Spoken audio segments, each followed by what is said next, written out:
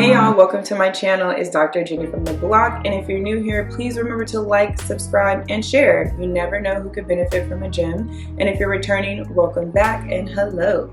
So, as you've probably read, this video is about why making mixtapes is healthy for our mental health, and I sincerely mean that.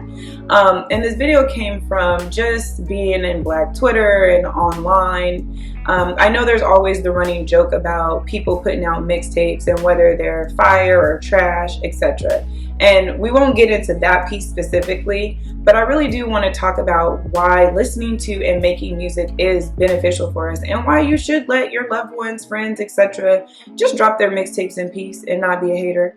So let's jump in and talk a little bit about why creating music is good for our mental health. So first, music really helps us improve our motivation. I don't know about you, but like for me, before I work out or do anything like that, I have to put on some music that gets me going, because sometimes getting that desire up to exercise or do anything else can be really difficult.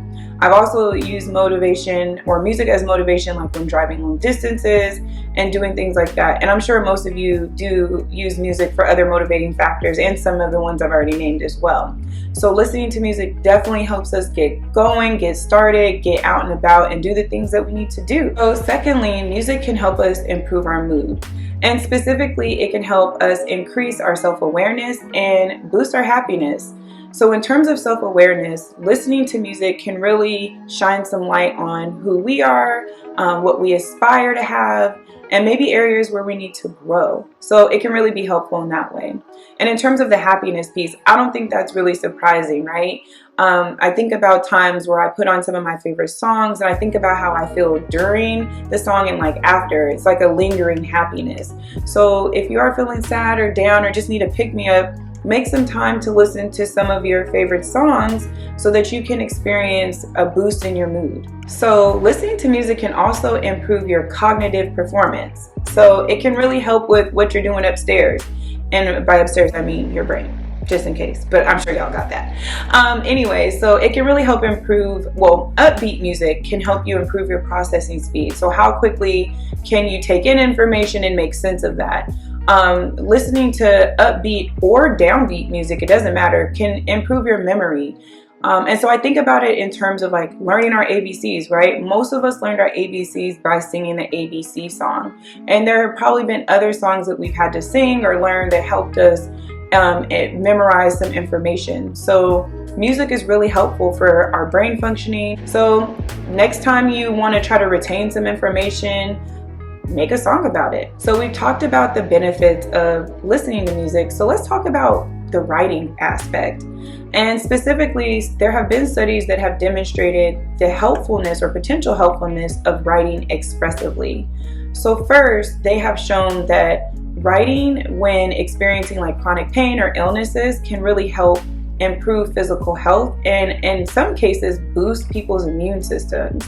Crazy, right? When I was reading about that, I was like, wow, I didn't even suspect that. Secondly, expressive writing can help people process negative emotions and address experiences of trauma. So what that looks like is that, someone might be asked to reflect back on their traumatic experiences and write about it.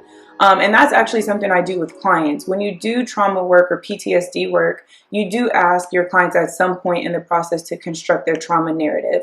Now, the caveat to that is that people may experience a sharp increase in negative symptoms initially because obviously the trauma is really painful, you're getting into it. But as you continue writing and processing and reflecting, those negative feelings diminish over time. So there's definitely a helpfulness to writing expressively about your own experiences, whether good or bad. And so speaking about writing about the good, research studies have suggested that writing about positive experiences or writing about like your best idealized self, so like who you want to be in the future, can actually increase your psychological well-being. And so I believe the rationale behind that is like when you're writing about positive experiences, you're able to lean into gratitude, right? You're able to recognize maybe some of the things you do well, some of the positive things that have happened to you. So you're able to sit with that acknowledgement that like good things can happen to you. And then when you're writing about your future idealized self, it gives you something to work towards. So typically when we write about who we aspire to be, we're going to make sincere efforts to like reach that best version of ourselves. So both of those things can really contribute to our positive psychological health. So writing music can also help with learning and memorization. Specifically, it can help us with problem solving, and it can also help us with word and listening recall. So there are some more cognitive benefits to writing, in addition to listening to music. So people can create all types of mixtapes, but I think for the purposes of this, I want to kind of talk about rap, because so many people use rap as an outlet for expressiveness and creativity. And so there was a study that analyzed songs written between 1998 and 2018, so 20 years worth of data, and they analyzed over 150 songs, which included songs by artists such as like Jay-Z and Lil Wayne and others. And what they found is that in terms of themes, many of these artists were talking about anxiety, depression, some forms of mental health, suicide, things of that nature. And why I think that's important to mention is that rap is global at this point. We see people really tapping into this creative art form all over the globe. And I think many people are talking about very important topics, especially those that pertain to our own well-being and mental health. And so just the fact that they were able to recognize that many of these songs, especially by mainstream artists, are talking about these topics, I do think this adds to the importance of why we should let people create, because it has a host of positive implications. Specifically, it helps people lean into vulnerability. Right? So when you're creating music about yourself, about your own experiences, your hopes, your challenges, aspirations, you are normalizing being authentic and genuine and vulnerable. And vulnerability is really powerful because it allows people to connect to you and connect to each other in an empathic way. And empathy is just really important for our well-being. It's actually a skill that, as most clinicians, we need to master in order to, I believe, be good clinicians, being able to connect to the experiences of other people, to understand like our shared humanity. So I do think it's really important to think about like how creating mixtapes, rapping, etc. can be useful in terms of addressing really difficult topics to talk about. And I think that's also important to mention because the youth are listening. The Gen Z population has already started to report higher trends in mental health distress than previous generations. And we know that typically those of younger generations tend to consume more music than the older generations.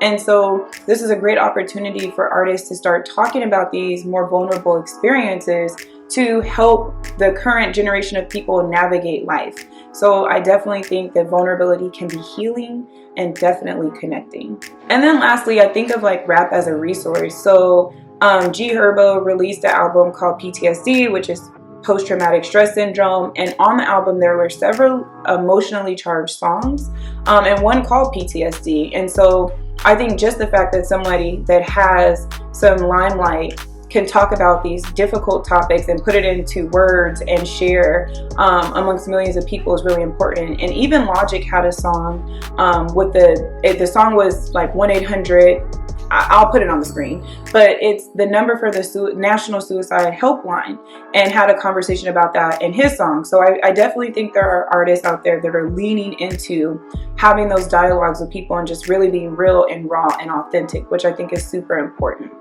So I say all this to say, before you hate and before you judge on your loved ones, friends, etc. for putting their mixtapes out, think about how this could be healing and helpful for them, and how it could be healing and helpful for other people. So I'll leave it at that.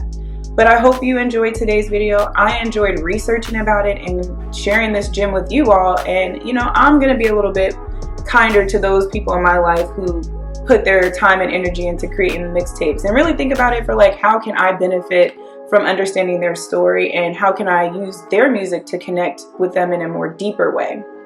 So I want to thank you all for sharing this time with me. Take care of yourselves, and please remember to like, subscribe, and also follow me on Instagram at Dr. Jenny from the Block. All right, y'all, take care and keep wearing those masks because the Rona's still out here. All right, bye.